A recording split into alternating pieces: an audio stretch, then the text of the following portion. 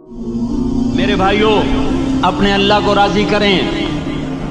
جن دکانوں کے پیچھے نمازیں چھوٹ گئیں، جن دکانوں کے پیچھے سچ کو طلاق ہو گئی، جن دکانوں کے پیچھے دیانت چلی گئی، خیانت آ گئی، بددیانتی آ گئی، ہاں اللہ تعالیٰ قیامت کے دن کہے گا بددیانت سے، وہ تو نے جو امانت کھائی لے کے آ، وہ امانت جو تو کھا گیا تھا لے کے آ۔ کہے گا یا اللہ کہاں سے لاؤں، وہ تو دنیا میں رہ گئی۔ اللہ تعالیٰ فرمائیں گے پڑی ہوئی ہے جہنم میں، پڑی ہے، جا اٹھا کے لا۔ وہ جہنم میں کیسے جائے؟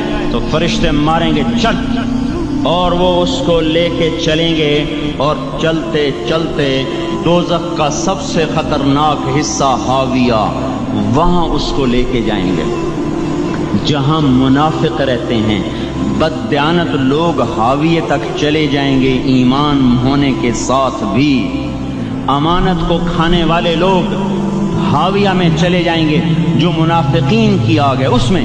وہاں دیکھے گا تو جس کا مال دبایا تھا دنیا میں وہاں پڑا ہوگا، کہے گا اچھا یہاں پڑا ہے، اتنے میں وہ تباہ ہو جائے گا، اس کو اٹھائے گا، کندھے پہ رکھے گا، پھر اوپر چڑھنا شروع کرے گا، چڑھنا شروع کرے گا، چڑھنا شروع کرے گا۔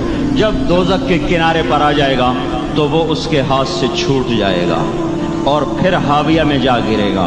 اس کے ساتھ فرشتے مار کر پھر کہیں گے جا واپس لے کے آ، پھر یہ واپس جائے گا، پھر اسے اٹھائے گا، پھر کندھے پہ لے کے چڑھے گا اور چڑھے گا اور چڑھے گا۔ جب کنارے پر آئے گا تو پھر اس کے ہاتھ سے چھوٹ جائے گی، اس کے پھر فرشتے مار کے نیچے گرا دیں گے، جا لے کے آ۔ اب یہ کبھی اس میں سے نہیں نکل سکتا۔ اس کمانے سے توبہ کریں، یہ کمانا جہنم میں لے جائے گا۔ اور ادھر دوسری سنو، سَيَعْلَمُونَ الْيَوْمَ مَنْ أَصْحَابُ الْكِرَامِ، ایک فرشتہ اعلان کرے گا آج پتہ چلے گا عزت والے کون ہیں، آج پتہ چلے گا عزت والے کون ہیں۔ أَيْنَ الَّذِينَ تَتَجَافَى جُنُوبُهُمْ عَنِ الْمَضَاجِعِ، کہاں ہیں راتوں کو اٹھ کے نمازیں پڑھنے والے؟ ارے میرے بھائیو، یہ نماز کی غفلت بہت بڑی ہلاکت ہے۔ میں کیسے سمجھاؤں؟ میں تو جب بھی جمعہ پڑھاتا ہوں میں یہ مضمون ضرور بیان کروں، مجھے جب یہ مجمع نظر آتا ہے تو میرا دل ٹکڑے ٹکڑے ہو جاتا ہے کہ یہ 8ویں دن آتے ہیں اور باقی دن کہاں ہوتے ہیں؟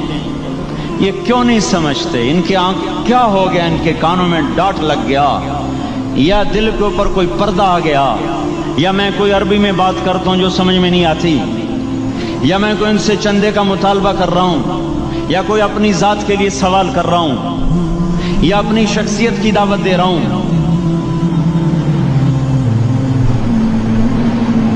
آج نماز عزت دلائے گی، سب سے پہلا اعلان ہوگا، کہاں آج پتہ چلے گا عزت والے کون ہیں، کہاں ہیں راتوں کو اٹھ کے نماز پڑھنے والے اور اللہ کے نام پہ خرچ کرنے والے۔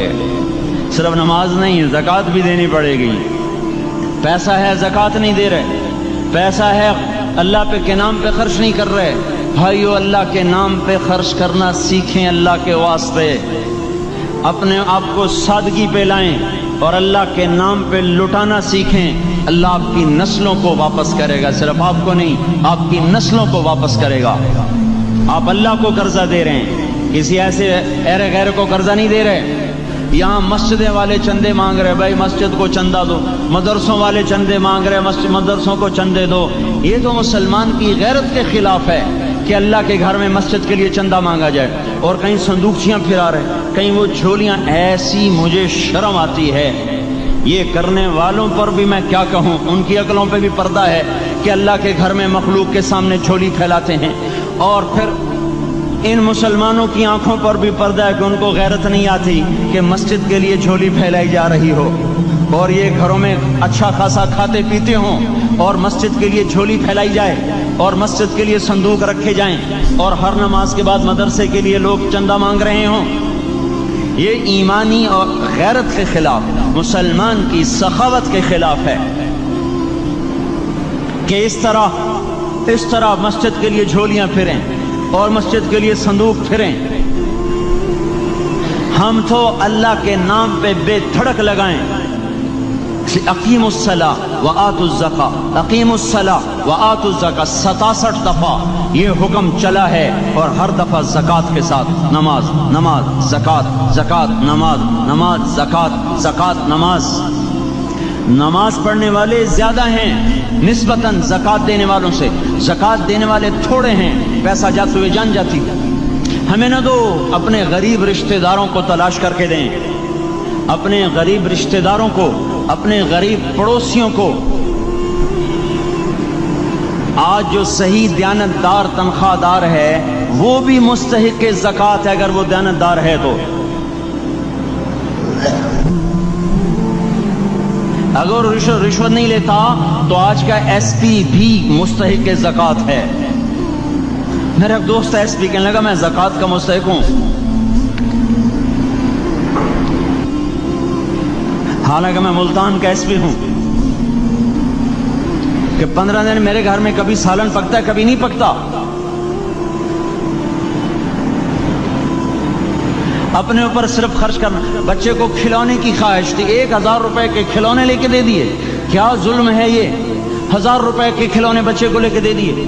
کیا اللہ نہیں پوچھے گا کہ اس 1000 سے کسی غریب کے گھر کا دیا جل سکتا تھا اور کسی کے غریب کا ایک ہفتہ گزر سکتا تھا، تیرے کسی مسکین رشتہ دار کے گھر میں بھی کچھ سالن پک سکتا تھا۔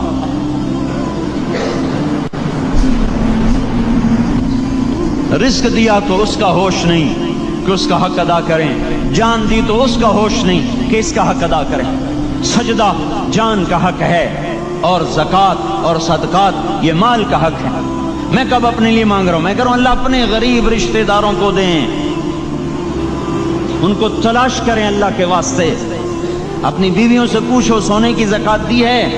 دے، ورنہ تو خود پکڑی جائے گی، تیرا زیور تیرے لیے گنجا سانپ بن کے تیری زبان کو ڈسے گا۔ ان کا میں نے تو بچیوں کے لیے سنبھال کے رکھا ہے، اس کی زکوٰۃ دو پھر ٹھیک ہے، ورنہ اسم کو توڑ کے اس کی زکوٰۃ دو، نہیں تو یہ مال پکڑوا دے گا قیامت کے دن۔ نماز نہیں چھڑا سکتی اگر زکوٰۃ نہیں دی، اور زکوٰۃ نہیں چھڑا سکتی اگر نماز نہیں پڑھی۔ مسجد بنا دی 50 لاکھ میں، اگر خود نمازی نہیں تو یہ مسجد بنانا اسے جہنم سے نہیں بچا سکتا۔ میرے بھائیوں، اپنی جان کا بھی صحیح استعمال کریں اور اپنے مال کا بھی صحیح استعمال کریں۔ ہم ایسے اندھے نہیں ہیں کہ جو بچے نے چاہا لا کے دے دیا، جو بیگم نے مانگا اٹھا کے دے دیا۔ نہیں نہیں، ہم پہلے دیکھیں گے اپنے اوپر۔ حضرت عثمان رضی اللہ عنہ کے پاس ایک سائل ہے، حضور سے مانگنے آیا، آپ نے کہا عثمان کے پاس چلے جاؤ۔ عثمان سے مانگنے گئے تو آگے بیوی پہ لڑ رہے، کس بات پہ؟ یوں کہہ رہے، وہ باہر چھوٹے چھوٹے گھر ہوتے تھے تو باہر آواز آ رہی، بیوی کو کہہ رہے اللہ کی بندی رات تو نے چراغ میں بتی موٹی ڈال دی، وہ بتی ڈالتے تھے نا اس کی روئی کی، تو تیل زیادہ جل گیا۔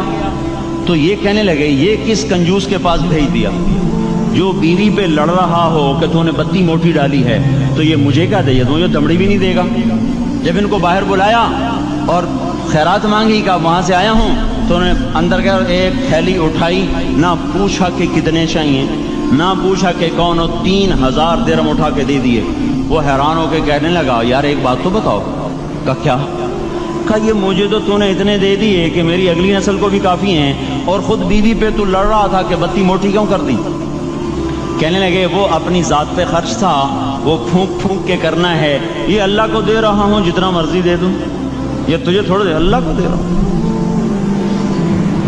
تو اپنی جان کو بھی لگائیں اللہ پر اور اپنے مال کو بھی لگائیں اللہ پر۔ اور میرے بھائیوں، اپنی کمائیوں کو حلال پہ لائیں اور بیویوں کو سمجھا دیں کہ ہم تمہاری خاطر دوزخ میں نہیں جا سکتے۔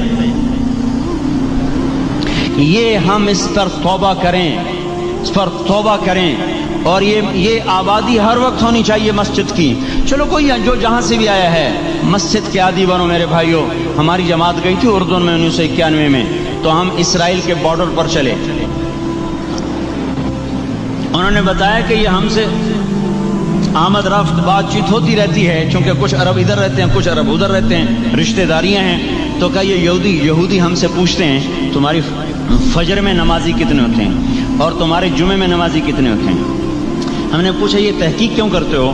ان کا ہماری کتابوں میں یہ ہے کہ جب فجر کی نماز کے نمازی اور جمعے کی نماز کے نمازیوں کی تعداد برابر ہو جائے گی تو یہودی دنیا سے مٹ جائیں گے۔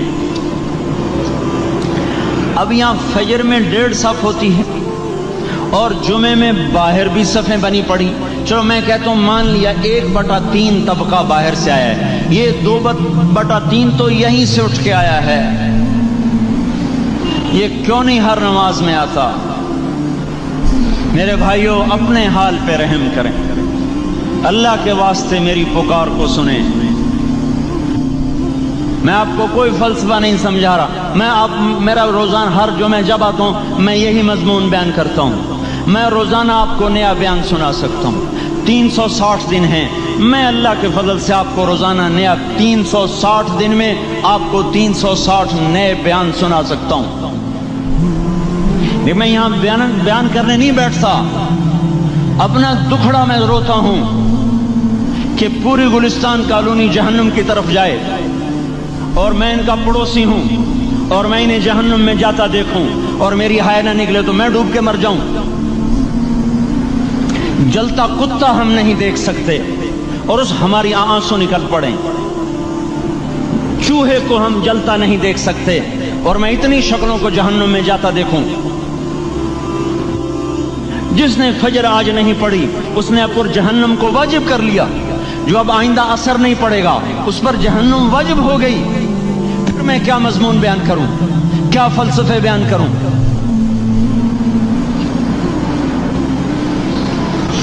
اس لیے میرے بھائیوں اپنی ذات پہ رحم کریں، اپنے بچوں پہ رحم کریں، اپنے گھر والوں پہ رحم کریں، مسجد کی دوڑ لگائیں، اپنے مال کو اللہ کے نام پہ خرچ فرمائیں تاکہ یہاں بھی جہان بنے اور وہ بھی جہان بنے۔ کیا زندگی ہے، چلتے چلتے سانس نکل جاتا ہے پھر یوں مٹ جاتے ہیں جیسے دنیا میں کبھی آئے نہ تھے۔ پوتے پوچھتے ہیں ابا دادا کی قبر کہاں ہے؟ ابا کہتے ہیں بیٹا یہیں کہیں مل گئی، پتہ نہیں کہاں ہے۔ آج تو اگلی نسل دادے کی قبر نہیں دیکھ سکتی، ہم اس دنیا کی خاطر اللہ کے باقی ہو جائیں۔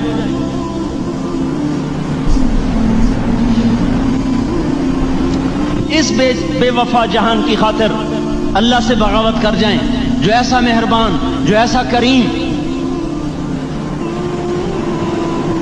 تو اس لیے میرے بھائیوں اللہ کے واسطے اللہ کی بارگاہ میں توبہ کریں اور اپنے اللہ کو راضی کریں، یہی میری فریاد ہے، یہی میری پکار ہے۔ میں بھی توبہ کرتا ہوں، آپ بھی اللہ کی بارگاہ میں توبہ کریں کہ کوئی کام اللہ کی منشا کے خلاف نہ ہو۔